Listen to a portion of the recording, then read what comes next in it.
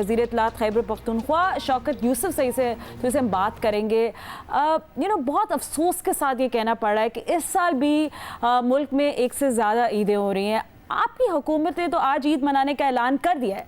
आपने इससे तनाज़ा का हल रुयत हिलाल कमेटी के चेयरमैनशिप मुफ्ती पोपल ज़ई को देने का बताया है। ये रियासत की शिकस्त नहीं है कि आपने हार मान दिया है, गिव अप कर दिया है?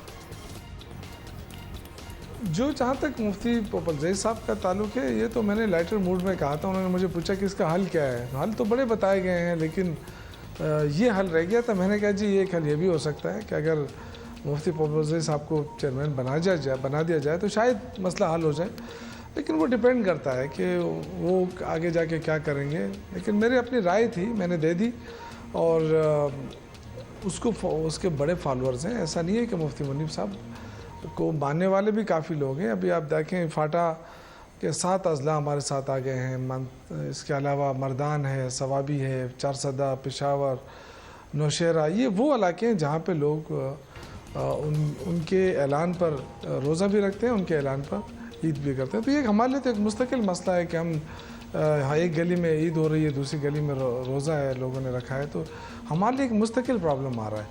बकरा ईद में कभी ये प्रॉब्लम नहीं आती है, सिर्फ इस छोटी ईद पे और रमज़ान में ये इशू आ रहा है।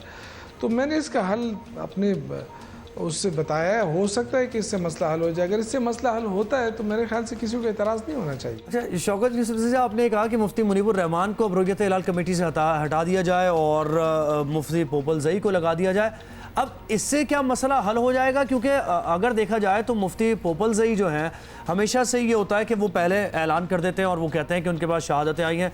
तो क्या मुफ्ती पोपल ज़ई को साथ बिठाने की या लूप में लेने की ज़रूरत नहीं है, या फिर आपने यही हल इसका निकाला है कि मुफ्ती मुनीबुर रहमान को रिप्लेस कर दिया जाए?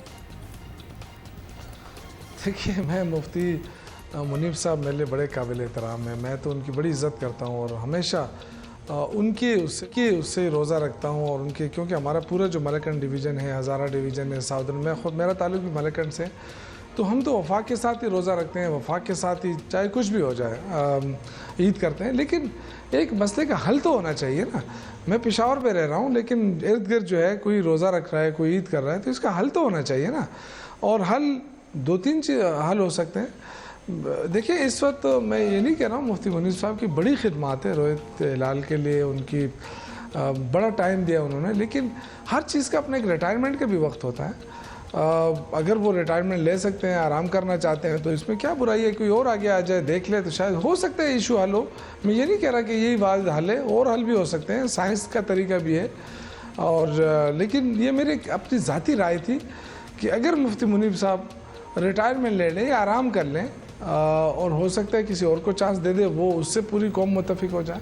ठीक है, तो आपका जो फॉर्मूला है, ये मतलब जो आपका जो प्लान है उसका हिस्सा है, उस प्लान के मुताबिक फवाद चौधरी उस प्लान का हिस्सा है। लेकिन फवाद चौधरी तो अगले 5 साल की ईदें बता चुके हैं, उन्हें तो रुयत हिलाल कमेटी की ज़रूरत ही समझ नहीं आती। आप इनसे इत्तेफाक नहीं करते?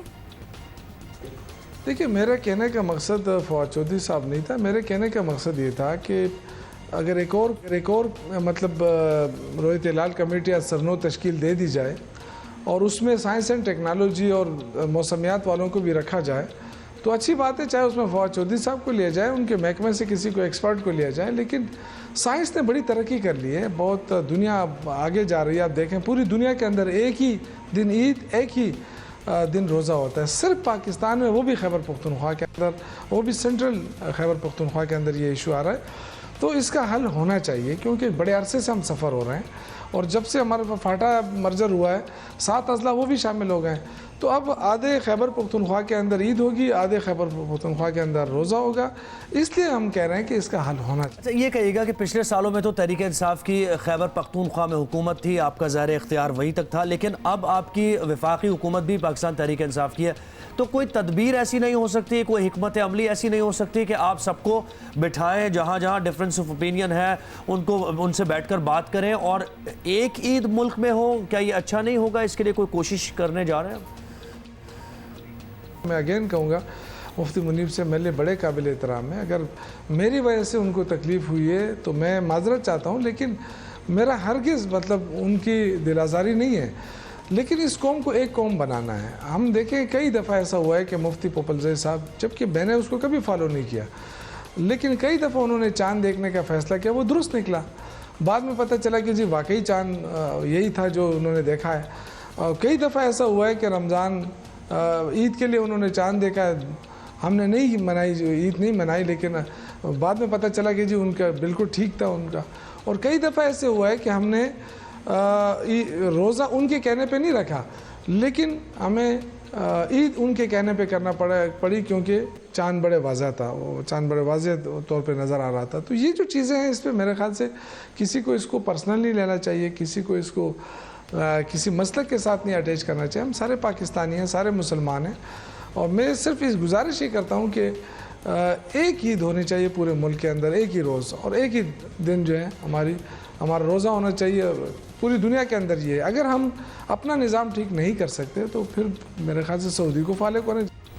वज़ीर इत्तलात खैबर पख्तूनख्वा शौकत यूसुफज़ई साहब हमारे साथ हैं और उन्होंने जो ऑप्शंस दिए वो भी आपके सामने ही हैं, लेकिन कहते वो यही हैं कि वो ये चाहते हैं कि मुल्क में एक ईद हो। अब इसके लिए कोशिशें कितनी की जा रही हैं ये देखने वाली बात है, वो सबके सामने ही है क्या कुछ हो रहा है।